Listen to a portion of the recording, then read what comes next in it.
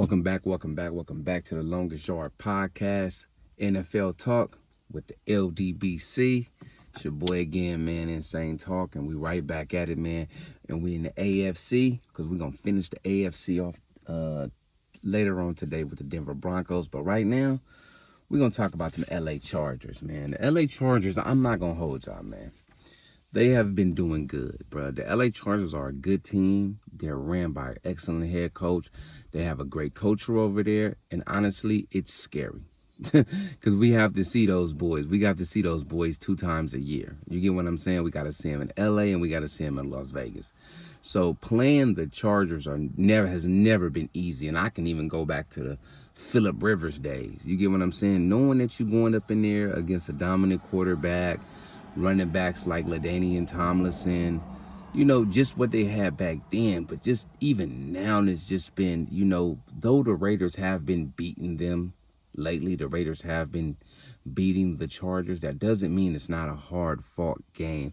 That doesn't mean that you can't lose to the Chargers. The Chargers are an excellent put-together team.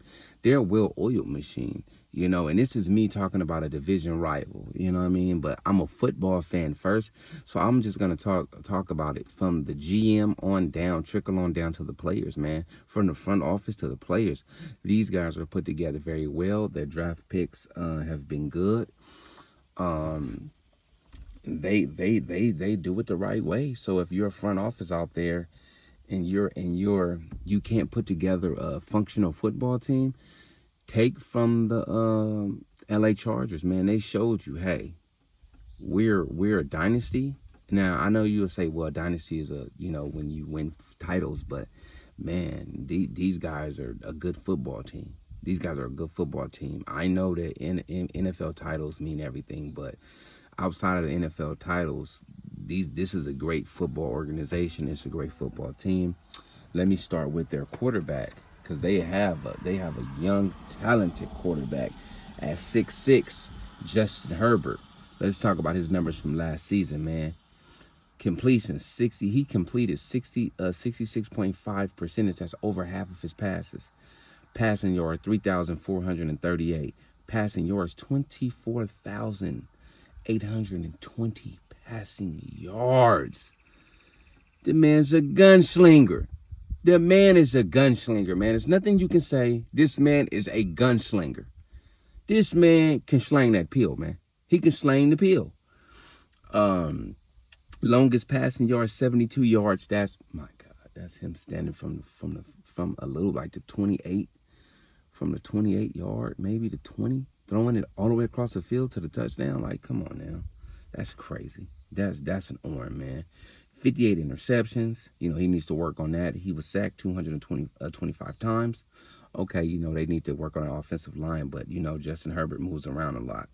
You know, sack. Okay, so you have yards per attempt, 7.22, which is good. Passer rating, 96.3, which is good. Like, he throws the ball a lot. So, you know, you get the interception ratio and things like that. That's what you get when you're a high volume offense. You know what I'm saying? When you're a running gun offense.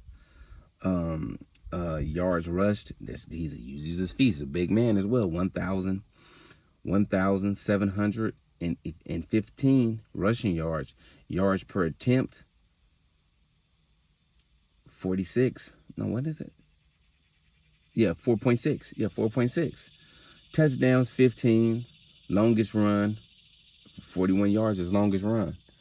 The Los Angeles Chargers record from last season was 11-6. Excellent record. That's a good record. I don't care if I'm Las Vegas, right, and I'm winning 12 to 11 games, guaranteed a playoff spot in the AFC West. I'm taking that. I'm taking it.